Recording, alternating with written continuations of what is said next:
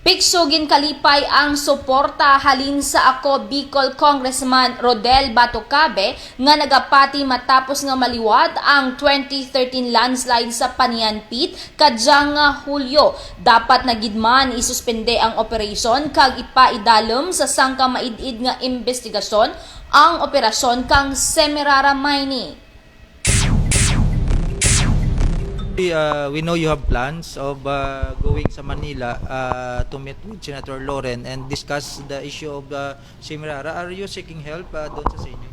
Yes, but in the meantime, I think Loren is in Paris because of the climate change conference, no? But I will seek her support regarding this issue. Sa Congress, we heard na mayroong nag-propose for the investigation since na dalawang beses na to. Is it our congressman? Hindi, si Representative Rodel Batocabe, Okay. party list representative from Bicol. Oh, okay. Siya ang nag-initiate nito sa Congress at sinabi niya, because I think he is the chairman of on the Committee on Climate Change. And nag-initiate siya ng move na kailangan imbestigahan din ito ng Kongreso. So, bilang mambabatas din dito sa probinsya,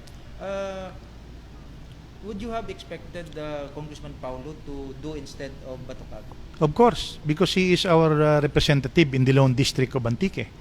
So, being our congressman representing the province of Antique, I think he should have represented this in Congress.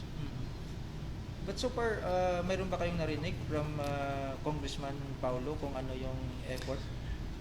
As of now, I have not received any information or whatever his stand is regarding this issue or this matter, but I do not know whether he will issue a statement in as far as this tragedy is concerned.